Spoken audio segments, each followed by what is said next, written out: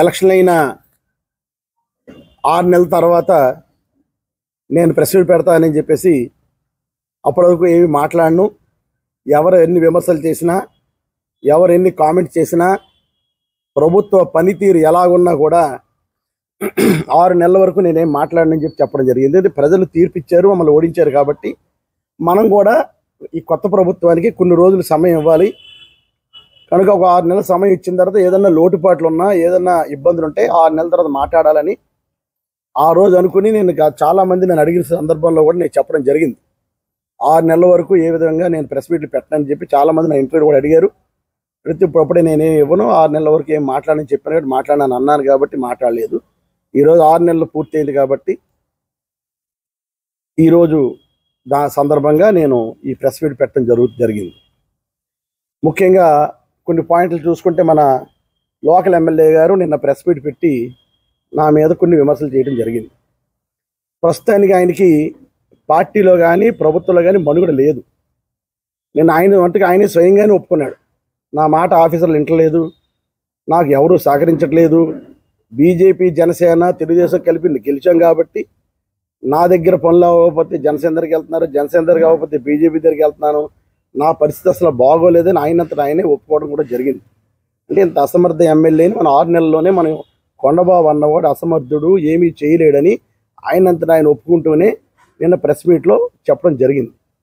ఇకపోతే ఆయన నా మీద కొన్ని విమర్శలు చేయడం జరిగింది. అన్నీ పాత విమర్శలే. 6 నెలలు అయింది ప్రభుత్వం వచ్చి, ఏమి చేశాడందో ఏమీ తెలియదు.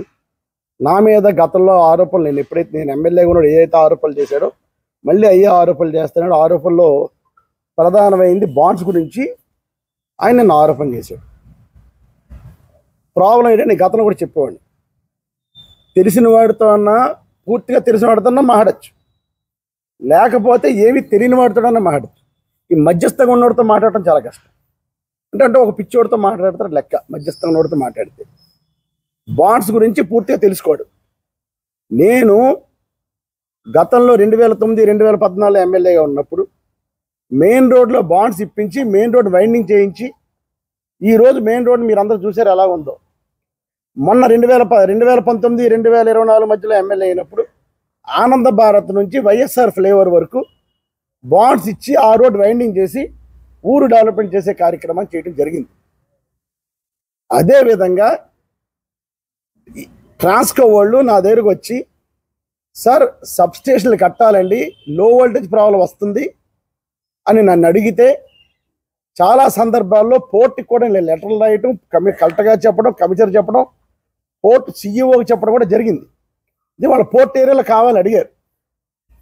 దాని నిమిత్తం పోర్టు వాళ్ళు మేము ఇస్తాం 5 ఎకరాలు, కానీ మీరు ఎవ్రీ ఇయర్ రెంట్ కట్టాలి అని చెప్పేసి అయిన కరస్పాండెన్స్ మన టాస్క్ హోల్డర్ ఉంది, వెళ్ళి తీసుకోవాలి కొండబాబు.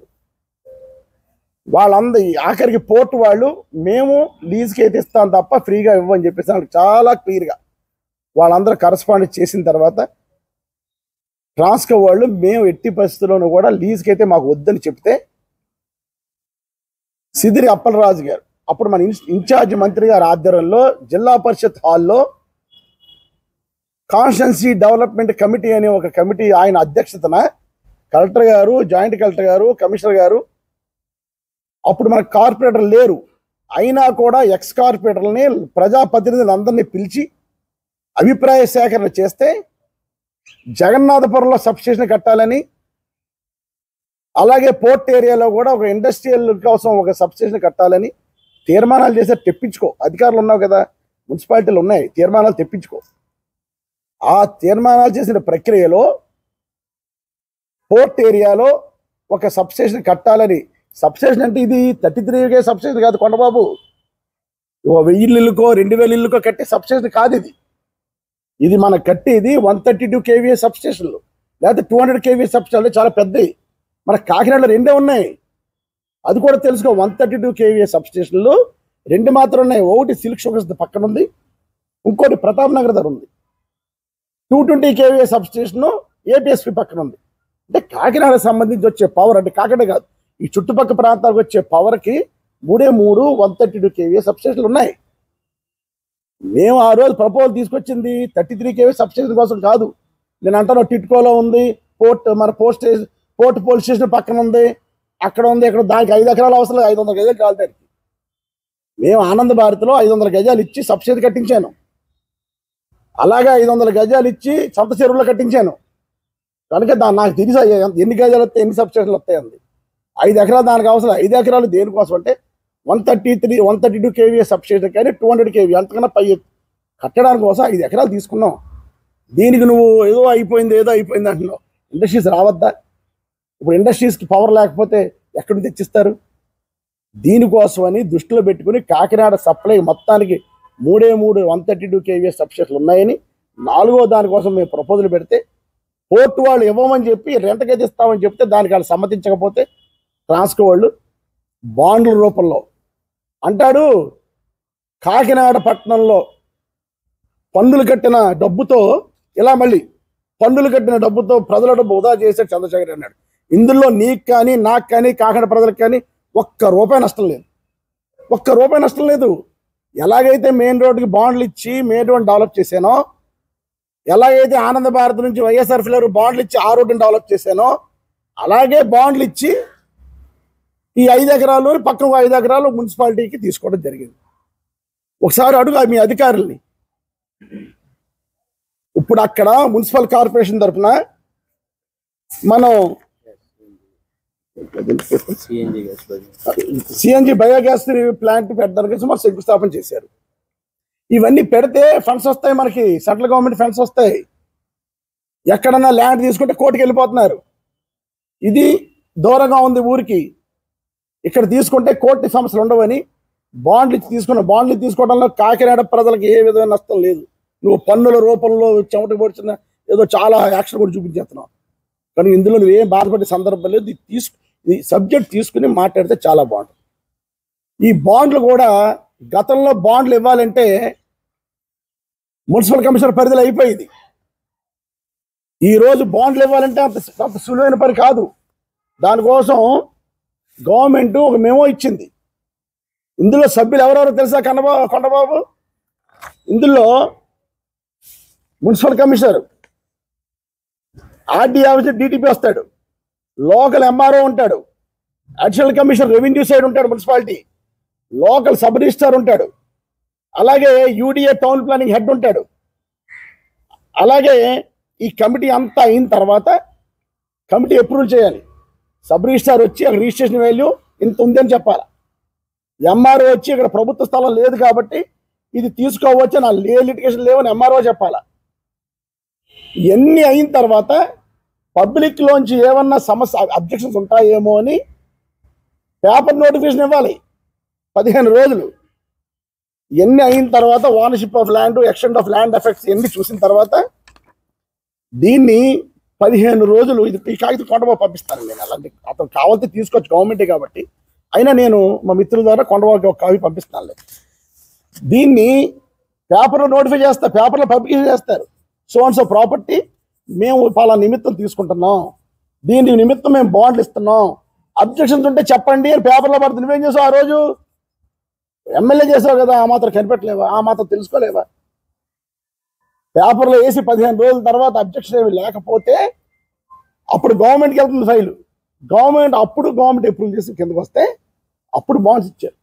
ఈరోజు బాండ్స్ రావడం నువ్వు 10 ఎకరాలు కాదు, నీకు ఛాలెంజ్ చేస్తాను. 1 ఎకరం సంపాదించి నువ్వు కాకినాడ పట్టణానికి ఈరోజు 10 ఎకరాలు గవర్నమెంట్ ప్రాపర్టీ చేయించగలగానని చాలా అంటే గట్టి విశ్వాసంతో ఉన్నాను నేను.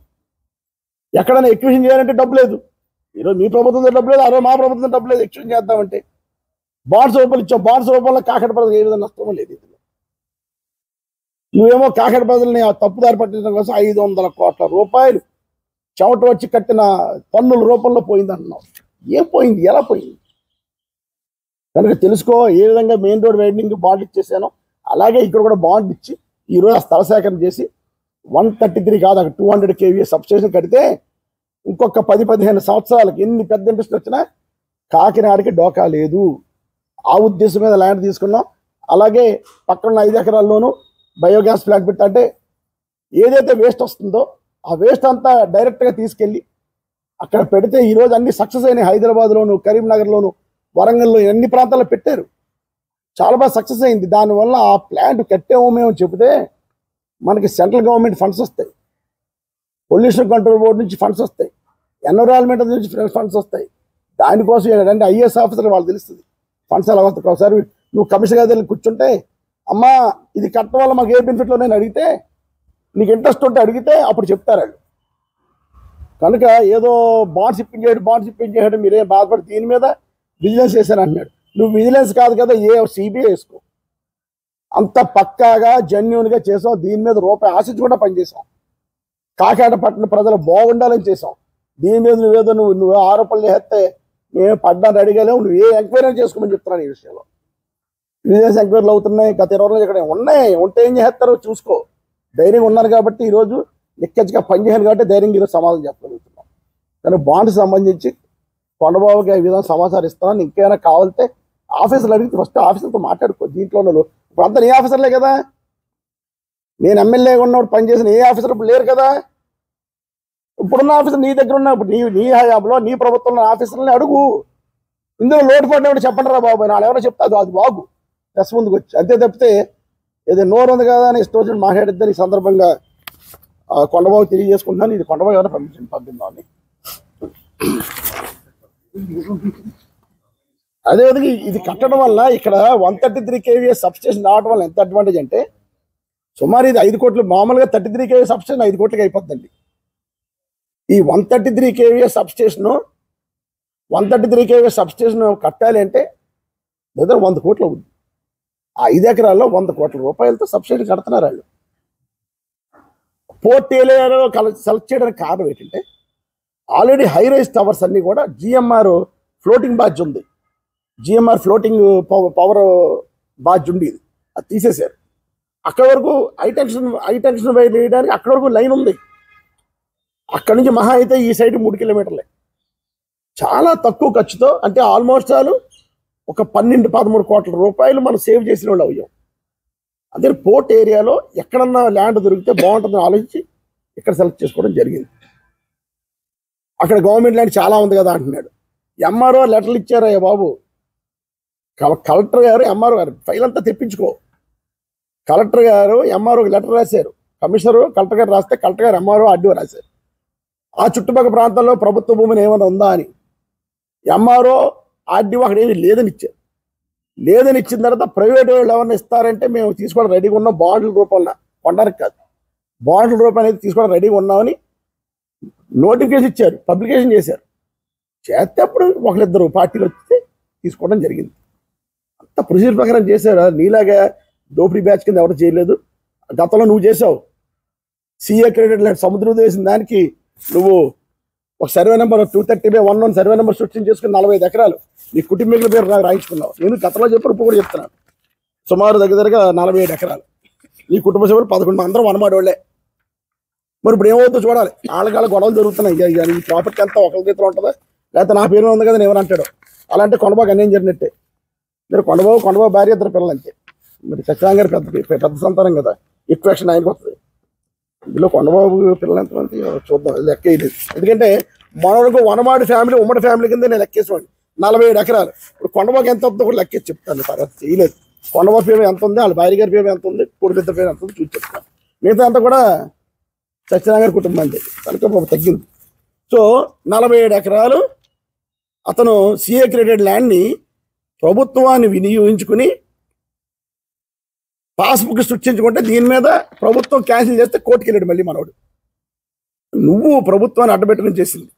ఏ రోజు ఒక రూపాయి ఆశించకుండా పనిచేసినటువంటి మనస్తత్వం ఉన్నవాళ్ళు. కనుక నువ్వు చేస్తున్నావు కదా, నేను కూడా ఆ టైప్ ఉంటాను, నువ్వు అనుకోద్దు కొండబాబు అని. ఈ సందర్భంగా దీని సంగతి కూడా ఎలాగ ఇది కోర్టులో ఉంది, దీని సంగతి కూడా తెలుస్తాను అలాగే. నెక్స్ట్ ఐశ్వర్య గ్రాండ్ సైటు నేను బెదిరించేసి భయపెట్టేసి కొనేయని అంటాడు. ఈ సందర్భంగా కొండబాబు తెలియపరిచింది ఏంటంటే, ఐశ్వర్య గారు నేనేమైనా భయపెట్టలే. ఒక 3-4 సార్లు బ్యాంకులో పెడితే బ్యాంకు వాళ్ళు ఆక్షన్ చేశారు. ఆక్షన్ చేస్తే అదే టైంకి హైదరాబాద్ నా పొలం మీద 58 ఎకరాల పొలం ఉన్నది, డబ్బులు ఉన్నాయి కదా అని ఐశ్వర్య గారిని కొన్నాను. అంతే ఎవరిని దోపిడీ చేసి బెదిరించేసి ఎవరిని తీసుకోలేదు నేను. ఆ ఆ హోటల్ ఓనర్ ఎవరైతే ప్రకాష్ అన్న వాడు ఉన్నాడో అతనికి ఎన్నప్పుడు నాకేం తెలియదు. అతను బాకీదారు నేను ఎందుకు బెదిరించుకుంటాను? నాకు పనేటి? అతను బాకీదారులు ఉంటే ప్రకాష్ వాళ్ళు చూసుకుంటారు, నాకు సంబంధం ఉంది. ప్రకాష్తో ఐపీ పెట్టించేసి నేను కొన్నాను అంటున్నాడు. ఇందాకే ప్రకాష్లో కడుక్కున్నాను నేను. అలాగే ప్రకాష్ ఐపీ నేను కొన్న 6 నెలలకు సంవత్సరం పెట్టాడు ఐపీ. నాకు సంబంధం ఏముంటుంది? ప్రాఫిట్ ఉంది కాబట్టి అప్రూవల్ ఒత్తిడి చేయలేదు. ప్రాపర్టీ బ్యాంక్ వాళ్ళు ఆక్షన్ చేస్తారు కాబట్టి, ఆక్షన్లో నేను కొనుక్కున్నాను కాబట్టి అప్రూవల్ అందరూ మీద పడతారు. ఇది కామన్ పాయింటే. అప్రూవల్ అందరూ మీద పడ్డారు. అతను ఐపీ డిక్లేర్ చేసుకోండి, అతను ఇష్టం, నాకు సంబంధం ఏముంది? దీన్ని ఒక కుట్ర కింద వెళ్ళి దీనికి ఒక పాత్ర సృష్టించి ఐశ్వర్య గ్రాండ్ విషయంలో నేను ఏదో దౌపిడి చేస్తాను, దొంగతనాలు చేస్తాను చెప్తాను. ఇవన్నీ కరెక్ట్ కాదు. ఉన్నది మాట్లాడు, ఉన్న మాట ప్రతి మాట సమాజం ఉంటాడు. ఇవన్న అదేవిధంగా జయలక్ష్మి బ్యాంక్, ఈ మహానుభావుడు చెప్తాడు జయలక్ష్మి బ్యాంక్ అంతా నేనే ఛేదించేశాను, నేనే చూసేసానని. అంతా మీడియాలో ఉన్నారు కదా. జయలక్ష్మి బ్యాంక్కి మెంబర్స్ అందరితో మీటింగ్ పెట్టించి చైర్మన్ ఒక కమిటీ ఎలక్ట్ చేయించాం మనకు మా ప్రభుత్వం ఉన్నప్పుడు. జరిగిన జయలక్ష్మి బ్యాంక్ వాళ్ళు ఐపీ అంటే పారిపోయిందా? జయలక్ష్మి బ్యాంక్ వాళ్ళు చాలా మంది డిపాజిట్లు నష్టం జరుగుతుందని తెలిసిన 20 రోజుల్లోనే నేను జగన్ గారి దగ్గరికి వెళ్ళి, ముఖ్యమంత్రి గారి దగ్గరికి వెళ్ళినప్పుడు సిట్ వేయించడం జరిగింది. ఆ సిట్లో వెస్ట్ గోదావరి, ఉమ్మడి వెస్ట్ గోదావరికి ఎస్పీ గారు, ఈస్ట్ గోదావరి ఎస్పీ గారు, వైజాగ్ ఎస్పీ గారు ముగ్గురుతో పెట్టి డిఐజీ గారిని చైర్మన్ కింద పెట్టి సిట్ వేసి దాని మీద చాలా స్పీడ్ యాక్షన్ తీసుకోవడం జరిగింది. స్పీడ్ యాక్షన్ చేసుకుని ఎవరికైతే డైరెక్టర్లు సుమారు 80 ఆస్తులు వాళ్ళ దగ్గర ఉన్నాయి, అంటే 300 కోట్ల రూపాయలు ఆస్తులు వాళ్ళ పేరు మీద ఉంటే వీళ్ళకి సంబంధించిన ఆస్తులన్నీ కూడా బ్యాంకే చెందాలి అని దగ్గరుండి వెళ్ళి నేను జీవో తీసుకోవడం జరిగింది. ఈరోజు అంటాడు జయలక్ష్మి బ్యాంక్ అంతా నేనే ఛేదించేసినట్టు. ఎవరో ఒకరిద్దరు అప్పుడు కూడా అన్నాడు, నేను ఎమ్మెల్యేగా ఉన్నప్పుడు కూడా కామెంట్ చేశాడు, ఎవరో ఒకరిద్దరు రిజిస్ట్రేషన్ చేయించేసుకున్నారు, వాళ్ళు నీ కార్యకర్తలు లీడర్లు అన్నారు. నిజంగా నాకు తెలియదు అటువంటి నిజంగా నాకు తెలియదు. కనుక అటువంటిది ఏమనుంటే డెఫినెట్గా ఎవరైతే రిజిస్ట్రేషన్ చేయించుకున్నారో వాళ్ళతో మాట్లాడతాం, డౌట్ లేదు.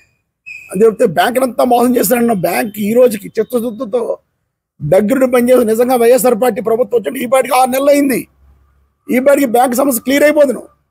6 నెలల నుంచి నువ్వు ఇంకా తందాంతానా అంటే ఏమీ చేయట్లేదు. వాళ్ళు చెయ్యి ఆల్మోస్ట్ నేను 70% పని నేను చేశాను, ఇంకా 30% పని ఉంది. ఆ 30% పని నువ్వు చిత్తశుద్ధితో ఉండు, ఏ కమిషన్లో కకృతి పడకుండా, అందులో ప్రాపర్టీలు మళ్ళీ నువ్వు బినామీ పేర్లు కొనకుండా నువ్వు చిత్తశుద్ధితో డిపాజిట్లు అందరూ న్యాయం చేసేలాగా చేయమని నేను కొండబాబుకి ఈ సందర్భంగా తెలియజేసుకున్నాను. అదే ఆ జయలక్ష్మి బ్యాంక్ గురించి నువ్వేదో తెలిసిన విషయాలు 4 కట్టుకథలల్లి అబద్ధాలు వేసేస్తేనే పడిన రెడీ లేను. ఎవరైతే ఇప్పుడు కమిటీ ఉందో దయచేసి మీడియా వాళ్ళని రిక్వెస్ట్ చేసేది ఒకటి, ఎవరైతే కమిటీ ఉందో ఆ కమిటీ వాళ్ళు మీరు వెళ్ళి పర్సనల్గా అడగండి సార్, నేను ఏ విధంగా హెల్ప్ చేశానో, ఏ విధంగా ఉపయోగపడ్డాను వాళ్ళు చెప్తారు కదా. ఎందుకంటే వాళ్ళు ప్రెస్ మీట్ పెట్టి ఇందా మాట్లాడారు నాతో, ప్రెస్ మీట్ కావాలంటే చెప్తాను సార్ అన్నారు, వద్దన్నాను నేను. మరి వాళ్ళు ఇబ్బంది పడతారు. నేను చేసిన పనికి ప్రెస్ మీట్ పెట్టి చెప్తా అన్నారు. ఎలక్షన్లో పాంపేట్ కొట్టి వాళ్ళే పంచారు అందరికీ. నేను చేసిన సహకారం, జయలక్ష్మి బ్యాంక్ నేను చేసిన సహకారానికి పాంప్లెట్ ప్రింట్ చేసి కూడా వాళ్ళే సహకరించడం జరిగింది. లాస్ట్లో మీరు అడిగితే చెప్తాను సార్. ఇది అయిపోయింది క్వశ్చన్స్ లాస్ట్.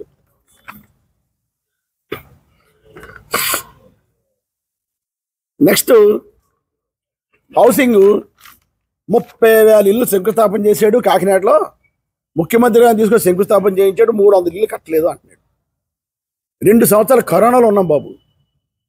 650 ఎకరాలు ఊహించుకో ఒకసారి కొండబాబు, 650 ఎకరాలు కరోనా ఉన్న 650 ఎకరాలు జెన్యూన్గా ఎక్వైర్ చేయించి హౌస్ స్టార్ట్ చేసి అక్కడ రోడ్లు వేయించి లైట్లు వేయించి అక్కడంతా ఎలక్ట్రికల్ సిస్టమ్ తెప్పించి ఒక ఇల్లు కట్టాలంటే సంవత్సరం పడేస్తుంది కదా స్వామి.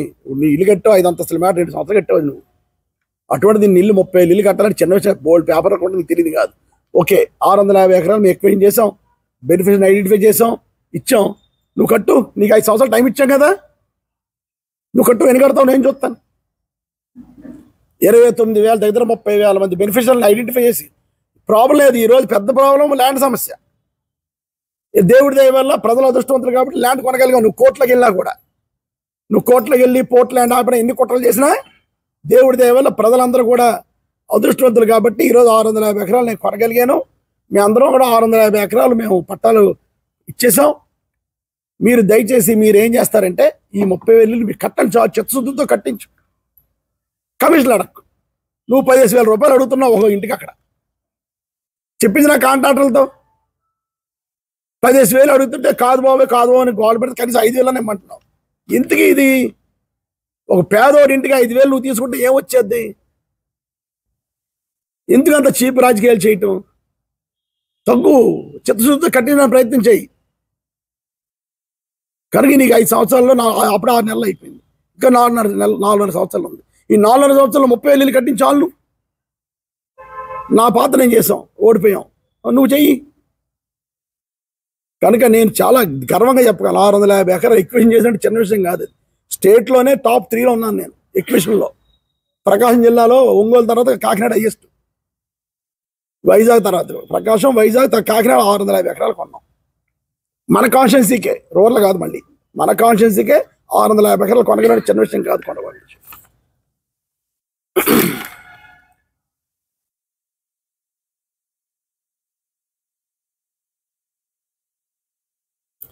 అదేవిధంగా గంజాయిని డ్రగ్స్ని అరికట్టేస్తున్నాడండి. ఇప్పుడు ఆ ప్రభుత్వం నీదే కదా అంటాడు. 6 దొరికారు, అందులో కాకినాడ మూలాలు ఉన్నాయి అంటున్నాడు. నాకు ఆ పని అవసరం లేదురా బాబు, అటువంటి వ్యాపారం చేసే అవసరం నాకు లేదు. ఏదో అక్కడ ఆ డంపింగ్ యార్డ్ దగ్గర నేను పట్టుకున్నాను, వెళ్ళి ఇక్కడ అమ్మేత్తరా అంటే నేను వచ్చి ఇంటి పక్కన సందులో పెట్టి ఇక్కడ అమ్మేత్తరా నేను అనొచ్చు. కరెక్ట్ కాదు. అటువంటి అబండాలు వేయటం కరెక్ట్ కాదు. చిత్తశుద్ధితో ఉండు, అరికట్టు. ఇప్పుడు అధికారం నేను లేను కదా. గతంలో పనిచేసిన 3 ఎస్పీలు పనిచేశారు మా ప్రభుత్వంలో. మీ 3 ఎస్పీల దగ్గర నువ్వు రిపోర్ట్ తీసుకో. చంద్రశేఖర్ రెడ్డి అన్నవాడు వెళితే గంజాయి అరకట్టండి, నాకు కావాల్సింది అదే అని చెప్పేసి నేను గట్టిగా వాళ్ళని అడిగే ఉన్నా లేదు, అడుగు. ఒత్తిడి చేశాను లేదు, అడుగు. ఎన్ని కేసులు కట్టించాను అడుగు. గంజాయి చిన్నవాళ్ళు కాదు, పెద్దవాళ్ళు చేయాలని రవీంద్రబాబు ఎస్పీ గారు ఉన్నప్పుడు అంత పెద్దవాళ్ళు అందరూ పట్టుకుని కొన్ని టన్నులు గంజాయి పట్టించారు. తర్వాత వచ్చిన ఎస్పీ గారితో, తర్వాత వచ్చిన సతీష్ కుమార్ గారు వచ్చాడు. 60 మంది మీద కేసులు పెట్టించాను కాకినాడలో. చిన్నవాళ్ళు కిల్లి కొట్లో అక్కడ గంజాయి అమ్ముతున్న 60 మంది మీద కేసులు పెట్టించాను. చిత్తశుద్ధి ఉన్నావు. నువ్వు ఎంతమంది కేసులు పెట్టించావు? గంజాయి ఎక్కడ చేయించావు? కనుక చిత్తశుద్ధిని ఎలా నిరూపించాలంటే నువ్వు ఎలా అరికడుతున్నావు. పోలీసు వాళ్ళు వస్తే నీ దగ్గర ఏం చెప్తున్నావు? ఇప్పుడు మీ ప్రభుత్వమే కదా, అప్పుడు నా దగ్గర పనిచేయని పోలీస్ డిపార్ట్మెంట్లో అందరూ అడగండి. నేను ఎప్పుడు మీటింగ్ చేసినా గంజాయి అరికట్టాలి అన్నామా లేదా? అన్నానని చెప్తాం. అది చెప్తే నీలాగా ఎస్పీ దగ్గరికి వెళ్ళినప్పుడు ప్యాకెట్ క్లబ్ల గురించి, సింగిల్ లాటరీ నెంబర్ గురించి, ఎగ్జిబిషన్లో డబ్బుల గురించి నేను మాట్లాడను. నాకు అది అవసరం లేదు. చరిత్ర, కాకినాడ పట్టణంలో ఎగ్జిబిషన్స్ పెట్టుకోవడానికి 10 లక్షల రూపాయలు తీసుకోవడం అనేది ఒక చరిత్ర. కాకినాడ చరిత్రలో ఎగ్జిబిషన్ పెట్టుకోవాలంటే 10 లక్షలు ఎమ్మెల్యే కప్పం కట్టాలి. కట్టారు. 10 లక్షలు ఎందుకు వచ్చేది? గుండె ఆడింత వస్తుంది అక్కడ. మరి మేము ఉన్నప్పుడు గుండె ఆడించలేదే. ఎస్పీ దగ్గరికి వెళ్తే నువ్వు చేసి ఇదా సార్ ఎస్పీ గారు గంజాయి అరికట్టండి, అది అరికట్టండి అంట మానేసి సింగిల్ నెంబర్ లాటరీ ఆడించుకుంటాను, ప్యాకెట్ క్లబ్లు పెట్టుకుంటాను, ఎగ్జిబిషన్లో గుండాడు పెట్టిస్తాను. నువ్వు వెళ్ళి మా ఎస్పీ గారితో మాట్లాడేది ఇది. నీకు ఎందుకు విలువిస్తారు? నువ్వు ఎటువంటి వాటికి పెద్ద ఆఫీసర్ దగ్గర మాట్లాడితే ఈరోజు నీకు ఎవరన్నా ఎస్పీ గారు కానీ, కలెక్టర్ గారు కానీ, మన మున్సిపల్ కమిషనర్ కానీ ఎవరన్నా విలువిస్తున్నారా? నేను ఒక ఎమ్మెల్యే కానీ చూస్తున్నారా? ఎందుకు వచ్చింది? నీ క్యారెక్టర్ మార్చుకుంటే నీకు పెద్ద ఆఫీసర్ గౌరవం నిలబడుతుంది. కానీ తెలుసుకోమని మళ్ళీ 3 సార్లు, నాకంటే సీనియర్ ఎమ్మెల్యే కదా నువ్వు, 3 సార్లు నాతో ఎందుకు చెప్పించుకోవడం? 3 సార్లు ఎమ్మెల్యే అయ్యో. తెలుసుకో, నీ క్యారెక్టర్ని బట్టే నీకు అధికారులు కూడా నీకు విలువ ఇవ్వడం జరుగుతుంది. కనుక డ్రగ్స్ విషయంలో చిత్తశుద్ధున్నావు. నీకు ఏ విధంగా సహకారం కావాలనే ఉన్నారు. అరికడదాం. కాకినాడలో గంజాయి కానీ డ్రగ్స్ కానీ వస్తే పోరాడదాం. 100% నీకన్నా ఎక్కువ చెప్తున్నాను ఎరకట్టాలని 100% చేద్దాం అని ఈ సందర్భంగా తెలియజేసుకుంటూ,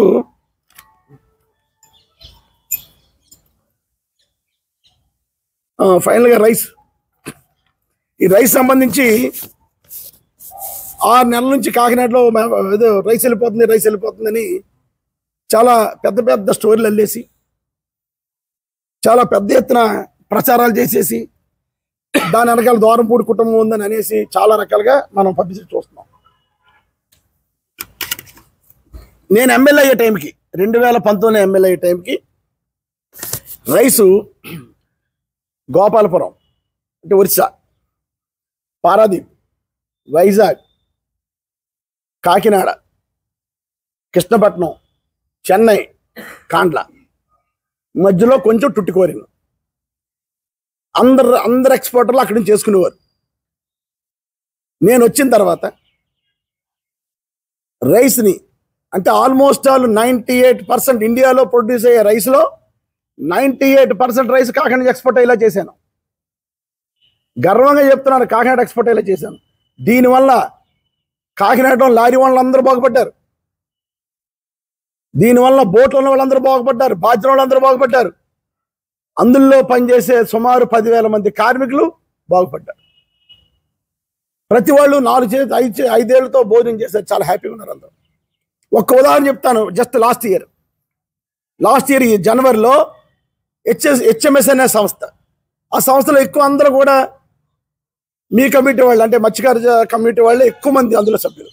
సుమారు దగ్గర 1,500 మంది 1,600 సభ్యులు. పోయిన సంవత్సరం ఇదే జనవరి పండగకి వచ్చేస్తుంది, ఇంకో 15 నెలల రోజులు జనవరి మన పండుగ వస్తుంది.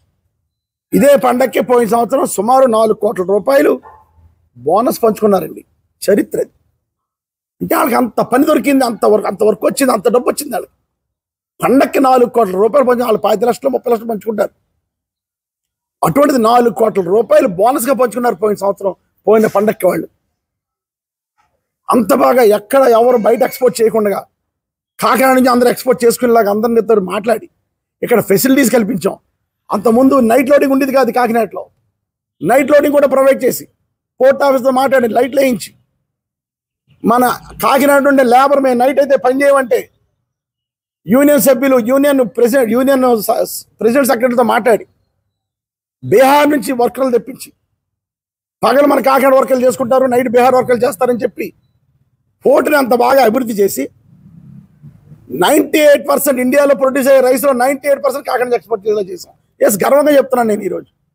అంటే అంత ఎక్స్పోర్ట్ చేయించడం తప్ప కరోనా టైంలో చాలా పోర్ట్లు కట్టేశారు ఇండియాలో, అయినా కూడా కాకినాడ ఎక్స్పోర్ట్ చేయించాం. ఈరోజు మన కాకినాడ పోర్టులో కరోనా టైంలో ఎక్స్పోర్ట్ అవ్వకపోతే కొన్ని దేశాలు బియ్యం లేక చనిపోదును. అటువంటిది ఎక్స్పోర్ట్ చేయించి ఇంత బాగా సిస్టమ్ని బ్రహ్మాండంగా చేసుకొచ్చాం. ఢిల్లీ, సింగపూర్, బీహార్ ఇటువంటి పెద్ద పెద్ద కంపెనీలు కాకినాడ వచ్చి బ్రహ్మాండంగా వ్యాపారం వాళ్ళందరూ కాండాలు చేసుకునేవారు, లేదా గోపాలపురంలో చేసుకునేవారు. అటువంటి వాళ్ళని తీసుకొచ్చి కాకినాడలో మంచి ఫెసిలిటీ ఇచ్చి తొందరగా లోడింగ్ అయిపోయేలాగా బాధ్యుల కెపాసిటీ పెంచాం. బాధ్యులు 300 నుంచి 350 టన్ను ఉంటే ఈరోజు 800 నుంచి 1000 టన్ను చేసాం.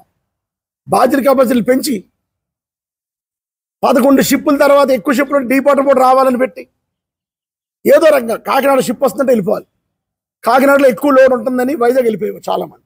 అక్కడ వెళ్ళకుండా కార్మికులు ఒప్పించి డీపోర్ట్ పోర్ట్ తెప్పించాను. ఇన్ని రకాలుగా ప్రయత్నం చేసి ఎక్స్పోర్ట్ చేస్తే, ఎక్స్పోర్ట్కి ఇంత బాగా తీసుకొస్తే ఈరోజు రేషన్ మాఫియా చేసేసాడు దూరంపూడి. రేషన్ మొత్తం గింగులు అని చెప్పేసి ఏదో వాగుతున్నారు. నేను వాళ్ళకి చాలా క్లియర్గా చెప్తున్నాను, ఏ రోజు నేను కానీ నా కుటుంబం కానీ రేషన్లో లేవు. నేను కొండబాబు వీడియో చూపించి ఎస్ మేము రా రైస్లోనే ఉన్నాం, ఎస్ మేము రా రైస్లో నుంచి పైకి వచ్చాం. ఈరోజు దూరంపూడి ఫ్యామిలీ అంటేనే రైస్ మిల్లు అన్ని తిప్పుకుని పైకి వచ్చాం. మా నాన్నగారు 34 సంవత్సరాలు జిల్లా రైస్ మిల్ అసోసియేషన్ ప్రెసిడెంట్, 14 సంవత్సరాలు state rice mill association president. ఇదే చంద్రబాబు నాయుడు ఉండగా మా నాన్నగారు ప్రెసిడెంట్ చేశారు ఉమ్మడి రాష్ట్రంలో. ఇదే చంద్రబాబు నాయుడు ముఖ్యమంత్రిగా ఉండగా ఏ రోజు మచ్చలేదు మా మీద. అటువంటిది ఈరోజు ఈ రేషన్ అని ఒక వంకతో నన్ను నా కుటుంబాన్ని బ్యాడ్ చేయాలని ఒక ఉద్దేశంతో మొత్తం ఎక్స్పోర్ట్ నాశనం చేసి పడేయారు వీళ్ళు. ఈరోజు కాండ నుంచి వెళ్ళిపోతుంది, వైజాగ్ నుంచి వెళ్ళిపోతుంది, పారాదీప్ నుంచి వెళ్ళిపోతుంది, కృష్ణపట్నం నుంచి పోతుంది, చెన్నై నుంచి పోతుంది. 6 నెలలు అయింది కదా, ఎక్కడ కంట్రోల్ చేశారు రేషన్ మీరు ఎక్కడ కంట్రోల్ చేశారు? ఈరోజు ఛాలెంజ్ అని చెప్తున్నారు, గుంటూరు నుంచి ప్రతి రేషన్ బియ్యం కూడా చెన్నై వెళ్ళిపోతుంది. కనుక రేషన్ బియ్యం ఎక్స్పోర్టర్లు చేయరు మహానుభావులు చెప్పేది ఇదే. ఎక్స్పోర్టర్లు రేషన్ బియ్యంతో సంబంధాలు ఉండవు. అలాగని రేషన్ బియ్యం వెళ్దని నేను చెప్పను. రేషన్ బియ్యం సప్లై చేసే వాళ్ళు చిన్నవాళ్ళు చేస్తారు. ఎక్స్పోర్టరు ఒక 2000 లారీలు పంపితే ఆ 30 లారీలు 20 లారీలు రేషన్ బియ్యం కోసం అతను వ్యాపారాన్ని పాటు చేసుకోడు, అసలు దాని మీద దృష్టి పెట్టాడు. ఫస్ట్ అది తెలుసుకోండి. Psychology first, human psychology, business man psychology ఏంటంటే వాడు 2000 లారీలు పంపితే వచ్చే ముష్టి 20 లారీల కోసం 5 లారీల కోసం రేషన్ బియ్యం వరకు వెళ్తాడు. అది చేసే సెక్షన్ వేరేగా ఉంటుంది, అది ఛేదించండి మీరు. అది ఛేదన ఎక్కడవుతుంది?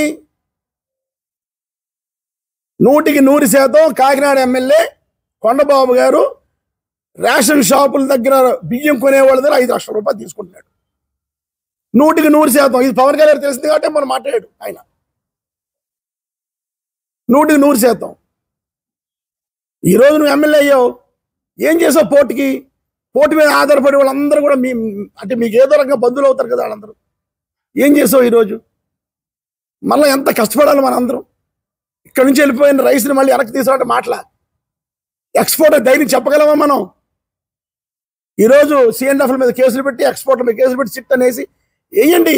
నేను ఒకటే చెప్తున్నాను, ఇక్కడ ఈ సెక్షన్ కాదు, ఇది రూట్కి వెళ్ళిపోండి. ఫస్ట్ డీలర్ దగ్గర స్టార్ట్ చేయండి. డీలర్ దగ్గర అలా పైకి వస్తుంది, అది పైనుంచి కిందకి వెళ్ళకండి, కింద నుంచి పైకి రండి. నా యొక్క ఒపీనియన్, నా యొక్క సజెషన్ అది. ఫస్ట్ మీ ఎమ్మెల్యేల దగ్గర అవినీతి అరకట్టండి. రేషన్ దగ్గర డబ్బులు తీసుకొద్దారు, ఫస్ట్ మీ ఎమ్మెల్యేలు వార్నింగ్ ఇవ్వండి. అప్పుడు కానీ ఇది కంట్రోల్ అవ్వదు. కనుక నేను ఐవరీ కోస్ట్ వెళ్ళాను, అక్కడ చూసుకున్నాను, డబ్బులు లేవు, గొడవలు కట్టడానికి ఎప్పుడైతే డబ్బులు లేవు కడతాను. ఎక్కడ బాగుందో కట్టుకుంటాం. మా వ్యాపారం గొడవలు, రెంట్లు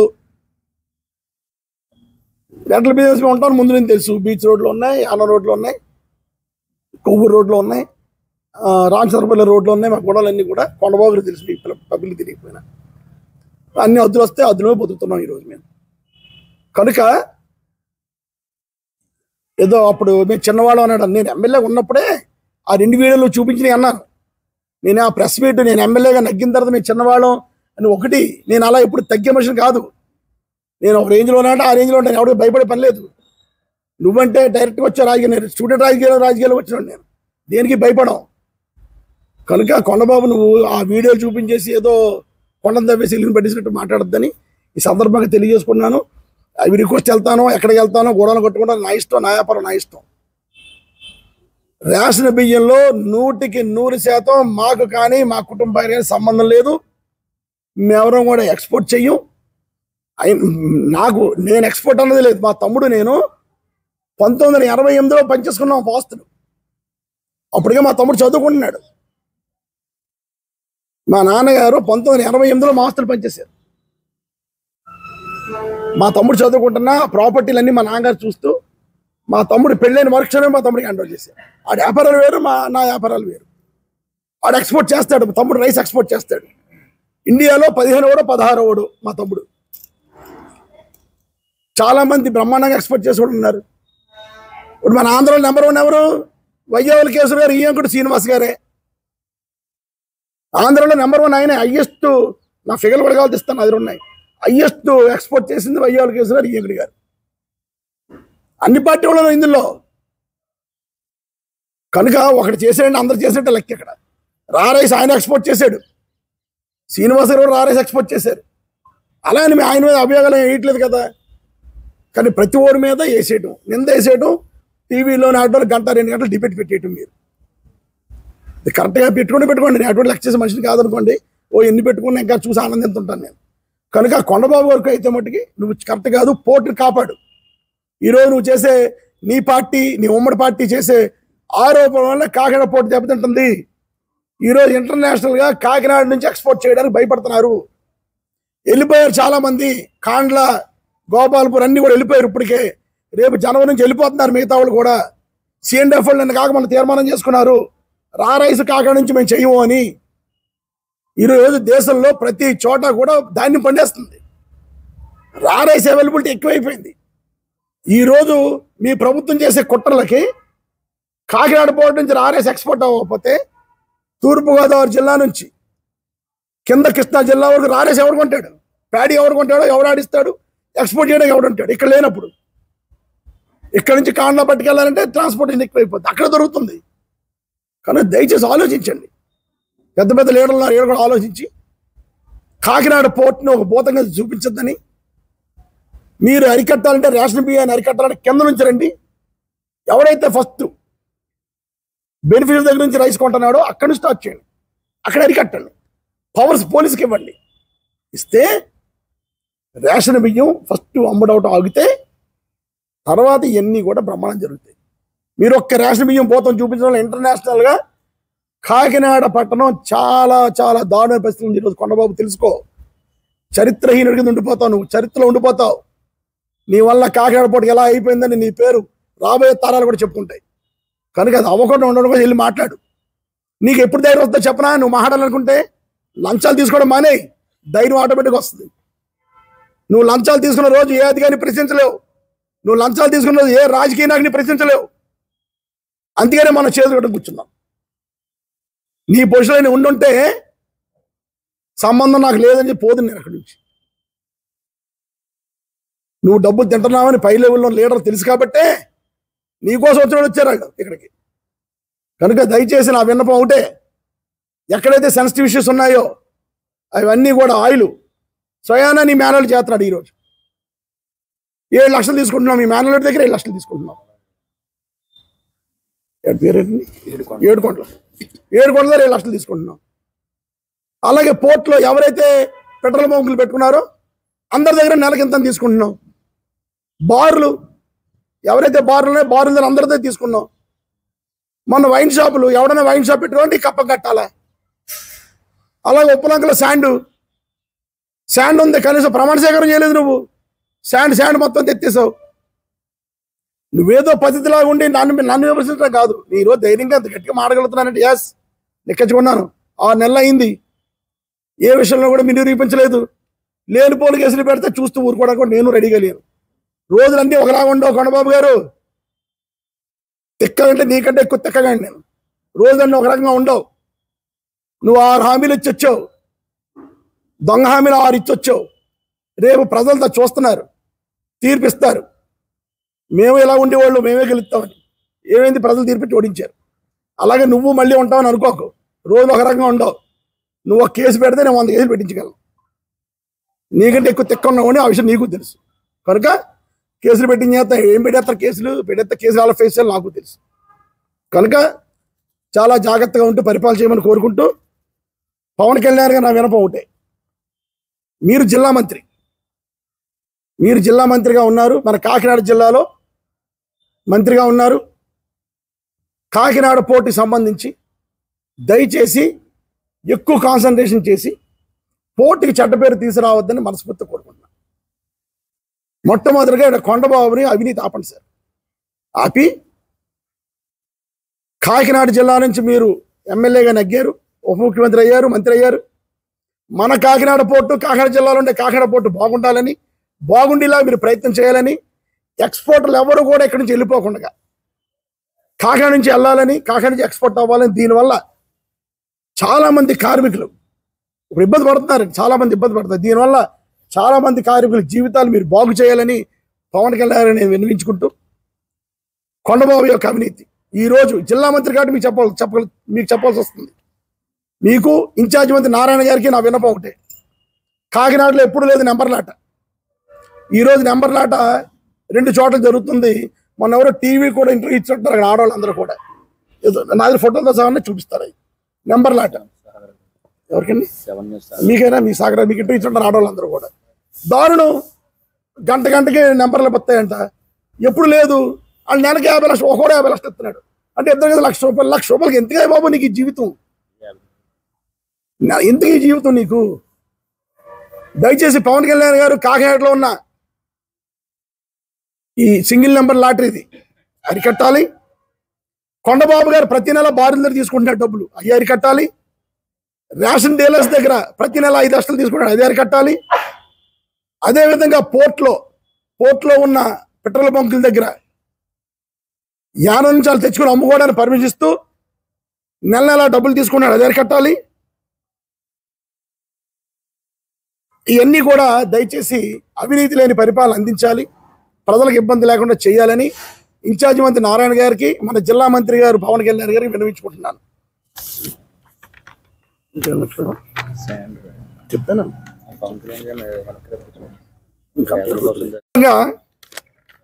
కొండబాబు గారికి నా విన్నపం ఏంటంటే లేనిపోయిన ఆరోపణలు చేసేసి ఇష్టం వచ్చినట్టు మాట్లాడేసి నువ్వేమో బట్ట కాల్చి మా ముఖం మీద వేసేయి, మేము తుడుచుకోవడానికి ఇన్ని ప్రెస్ మీట్లు పెట్టవలసి వస్తుంది.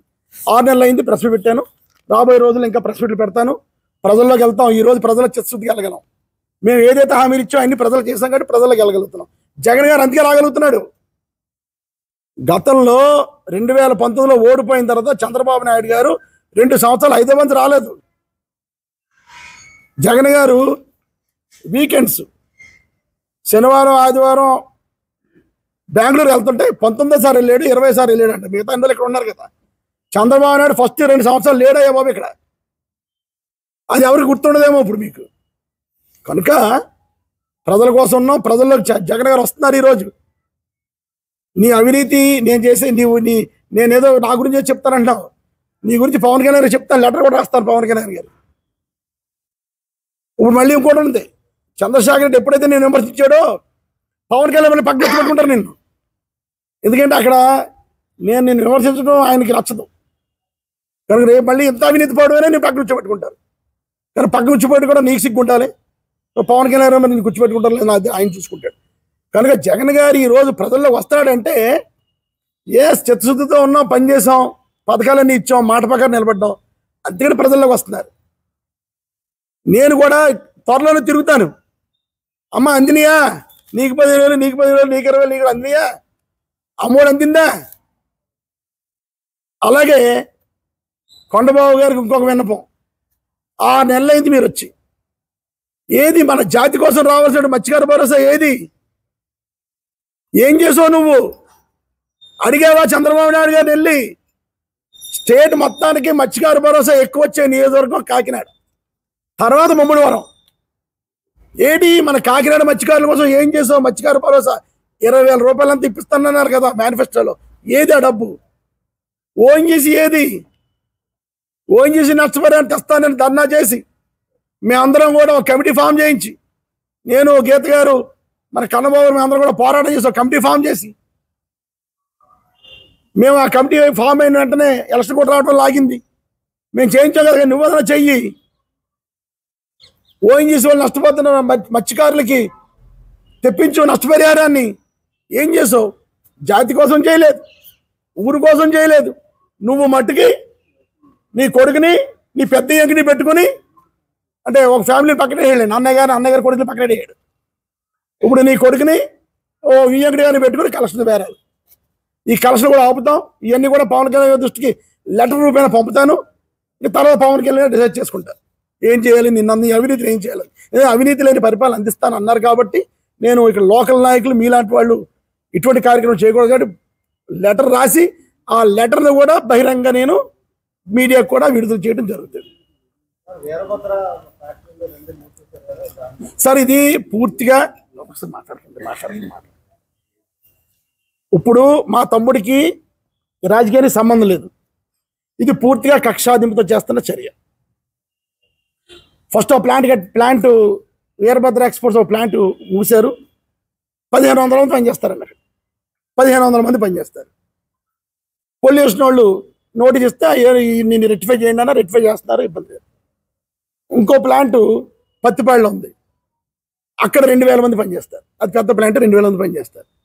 అది ఆపేరు. పొల్యూషన్ అన్న ఎవరి దగ్గర ఉంది? పవన్ కళ్యాణ్ గారు ఉంది డిపార్ట్మెంట్, అది ఆపేరు. అది నేను ఛాలెంజ్ చేస్తున్నాను ఈరోజు. ఇండియాలోనే బెస్ట్ ప్లాంట్ అది, ఇండియాలోనే బెస్ట్ ప్లాంట్.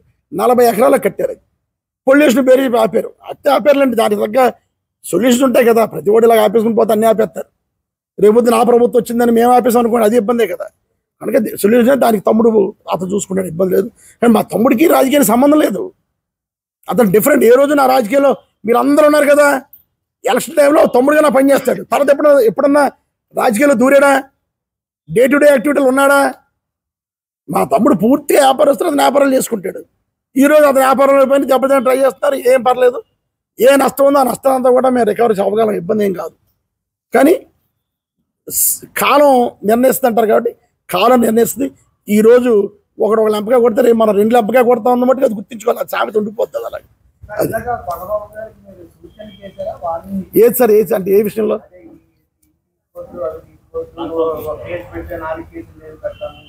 సూచన అండి ఇది, చెప్తున్నాను. తెలియనితనంతో పెట్టింగ్ చేసాడు అనుకోండి, ఏమి పెట్టించలేనా? సూచన. కొండబాబు లేని ఉన్న కేసులు పెట్టుకోమనండి, లేని పోలికలు పెట్టించేస్తే లేని వాళ్ళు మేము పెట్టించలేమా? ప్రధాన ఆరోపణ ఏంటంటే జయలక్ష్మి బ్యాంకు అప్పుల్లో ఉండి వీధిన పడినప్పుడు ఎమ్మెల్యే గారు అధికారులే దాన్ని కొనుగోలు చేశారు, కొత్త కార్డులో రిజిస్ట్రేషన్. అది నాకు తెలియదు, నిజంగా నాకు తెలియదు సార్. నేను ఆళ్ళగా అబద్ధాడే మనిషిని కాదు, నిజంగా నాకు తెలియదు. ఇంకోటి చెప్తున్నా, అలాగైతే కొండబాబు ఇప్పుడు ఆ డ్రై ఫిష్ ఎదురుకుండా ఆఫీస్ ఉండేది కదండి, పాత ఆఫీస్ కొండబాబుది, జగన్నాపురం బ్రిడ్జ్ డౌన్లో. అది అతను అద్దె తీసుకుని ఆఫీసర్ అని చేసాడు. ఎప్పుడు డ్రై ఫిష్ వ్యాపారం చేసినప్పుడు అద్దె తీసుకుని వ్యాపారం చేసేవాడు. తర్వాత సబ్సిక్వెంట్గా ఖాళీ చేయమని అడిగారు పాపం వాళ్ళు చెన్నైలో ఉంటారు ఓనర్స్. ఖాళీ చేయమని అడిగితే ఖాళీ చేయకుండా వాళ్ళని బెదిరించి, చెక్క శ్రీరాములు గారు ఆయన పేరు, వాళ్ళని బెదిరించి రాయించుకున్నాడు. సో అటువంటి పని అర్థం చేస్తారే తప్ప మాకు అటువంటి పని చేసే ఉద్దేశం లేదు.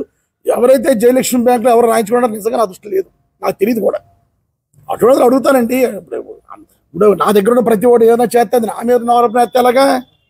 అది నాకు తెలియదు కదా. చెప్పండి.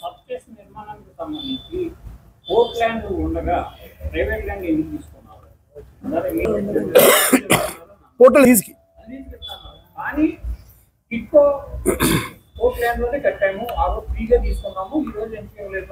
సార్ ఒక విషయం చెప్తున్నాను.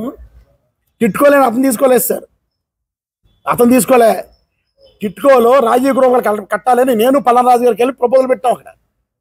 ఆ టైంకి 2014 ఎప్పుడైతే ప్రపోజల్ పెట్టామో, ప్రపోజల్ పెట్టిన మరుక్షణం ఓడిపోయాం మేము. పేపర్ వర్క్ అంతా మేము పూర్తి చేసేసాం. ఇప్పుడు ఈరోజు సందర్భంగా చెప్తున్నా. తర్వాత సబ్సిక్వెంట్ టిట్కో వస్తాం, టిట్కో పెట్టాలని చూశాడు. అతను తీసుకున్న పోర్టు భూమే కదా, నేను తీసుకున్నాను పక్కన. మరి దాని మీద ఎందుకు కోర్టుకు వెళ్ళాడు? పక్కన నేను ఇతను పోర్టులని ఇతను ఇక్కడ మాడవాళ్ళు ఉన్నాయి సార్, అక్కడ మాడవాళ్ళు ఉన్నాయి. ఈ భూమి 2014 నేను ఓడిపోయే సమయానికి పేపర్ వర్క్ అంతా నేను పల్లరాజు చేయించాం రాజీవ్ గృహ కట్టాలని. తర్వాత మేము ఓడిపోయిన తర్వాత అది టిట్కో కట్టాడు, అంతే తేడా. ఇదే కొండబాబు మీద మార్కులు. ఇప్పుడు నేను 650 ఎకరాలు నేను ఎక్కువ ఇచ్చాను. ఇల్లు కట్టడం పెద్ద కష్టం కాదు సార్, భూమి కొట్టమే కష్టం. భూమి నేను చూపించాను, అయిపోయింది. ఇప్పుడు పోర్టు వాళ్ళు ఎవరో కూడా అద్దెకేమని అంటున్నారు. అది అద్దెకిస్తాను తప్ప అమ్మ అన్నారు, ఫ్రీగా అన్నారు. కరస్పాండెన్స్ ఉంది సార్. ఎందుకు మీరు రేపు వెళ్ళండి ఎలక్ట్రికల్ ఆఫీస్, అది ట్రాన్స్కో ఆఫీస్కి వెళ్ళండి, వాళ్ళు ఇస్తారు. మీ కరస్పాండెన్స్ ఉంది దాని మీద. అలాగే మున్సిపల్ ఆఫీస్కి వెళ్ళండి, తీర్మానాలు చేసాం. నేను ఒక్కటి చేయలే, కలెక్టర్ గారు, జాయింట్ కలెక్టర్ గారు, కమిషనర్ గారు, ఇన్ఛార్జ్ మంత్రి, మనం అప్పుడు మన రాజా రాలేదన్నారు, రాజా మంత్రి రాజా కూడా రాలే. సో అందరం ఉండగా తీర్మానం చేసాం. ఏదో డెవలప్మెంట్ కమిటీ మీటింగ్లు అయ్యాయి కదా ప్రతి శనివారం సీతారాపల్లో వచ్చి పెట్టేవాడు. ఆ పెట్టినప్పుడు సబ్స్టేషన్లు కట్టాలి కూడా తీర్మానం చేసాం ఆ రోజు. సార్ అడగండి సార్. సార్ ఒక్క నిమిషం సార్.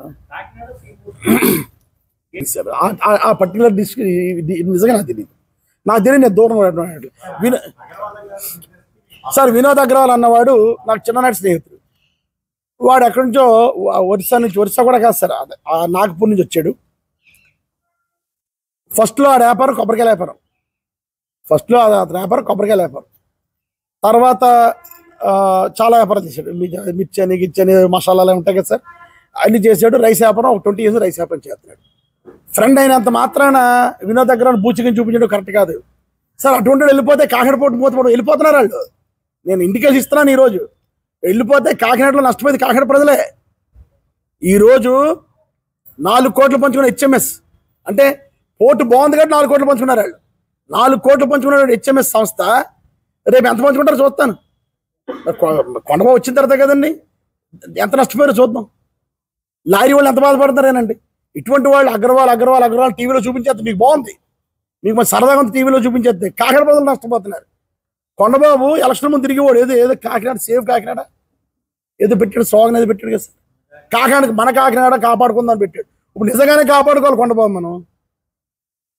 కాకినాడ పోతుంది. కాకినాడ మెయిన్ బిజినెస్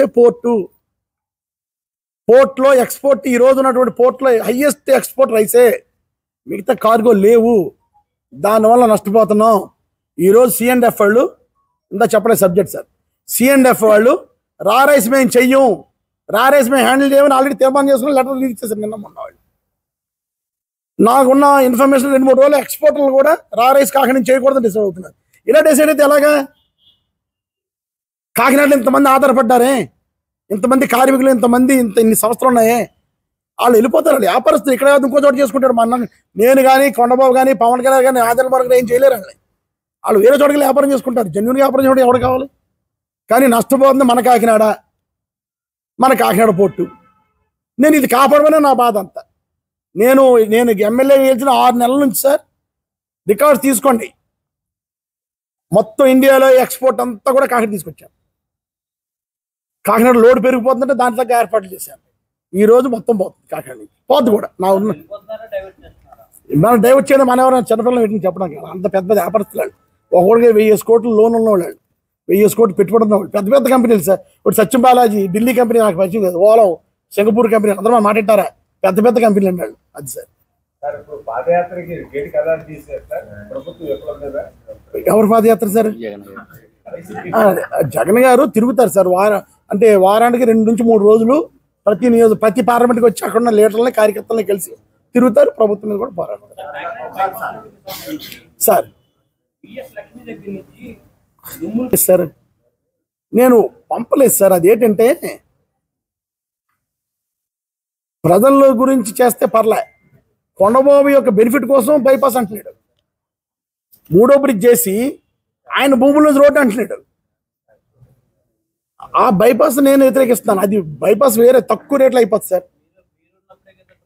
లేదు సార్, కొండబాబు నాయుడు ప్రపోజల్ పెట్టాడు, నేను వేరే ప్రపోజల్ పెట్టాను. నేను అలా పెట్టానంటే ప్రపోజల్ బ్రిడ్జ్ చేయాలి సార్. బ్రిడ్జికి ఆ రోజుల్లో ఎస్టిమేషన్ బ్రిడ్జికి 35 కోట్లు సార్. సరేనండి సార్, బ్రిడ్జ్ 35 కోట్లు సార్. ఒక్క నిమిషం సార్.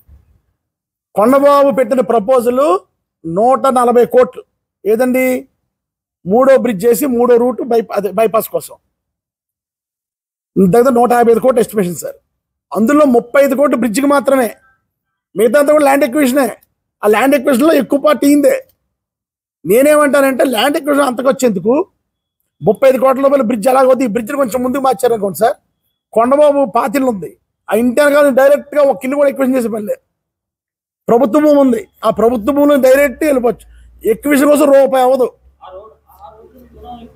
ఆ రోడ్లో మాకు ఆస్తులు లేవు సార్, మాకు ఆస్తులు లేవు.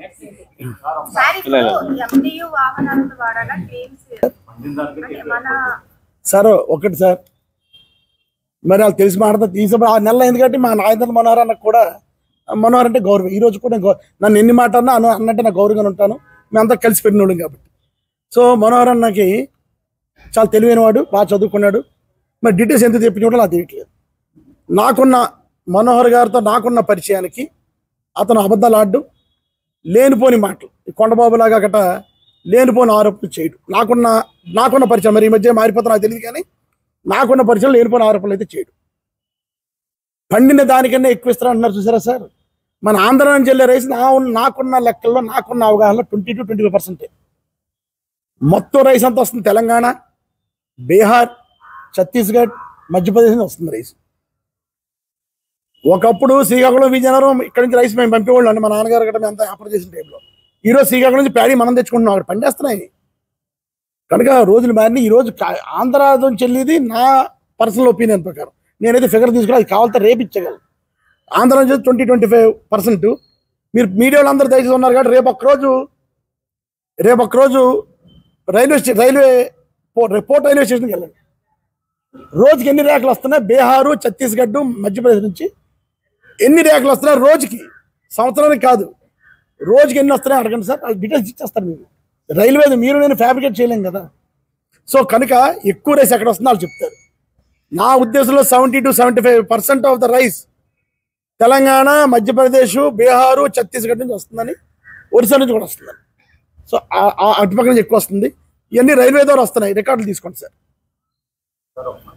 కానీ నాదెండ్ల మనోహర్ అన్నకు కూడా నేను తెలియదు ఏంటంటే, దయచేసి ఈ నీలాంటి వ్యక్తి అంటే మనోహర్ లాంటి వ్యక్తి మాట్లాడేటప్పుడు కొంచెం ఇటువంటి ఫిగర్స్ అన్ని తీసుకుంటామని, నీకు అంటే నీ మీద నాకు ఒక రకం మంచి అభిప్రాయం కాబట్టి నాన్నకి ఈ సజెస్ట్గా చెప్తున్నాను.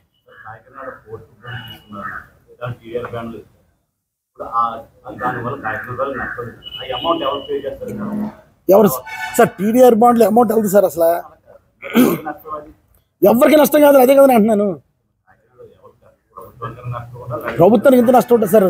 సార్ ఆడు మాకు కాదు, టీడీఆర్ బాండ్లు అనేవి తీసుకోవడం వల్ల అది టీడీఆర్ బాండ్లు ఎక్కడొక్కడే కాస్తారు. టీడీఆర్ బాండ్లు తీసుకుంటే త్రూ అవుట్ స్టేట్లో వాళ్ళు ఎక్కడైనా ఇచ్చుకోవచ్చు. దానివల్ల అది కన్స్ట్రక్షన్కి డీవేట్ చేసి వాడుకుంటారు, అంతే తేడా. గుజరాత్ సార్ అయిపోయింది.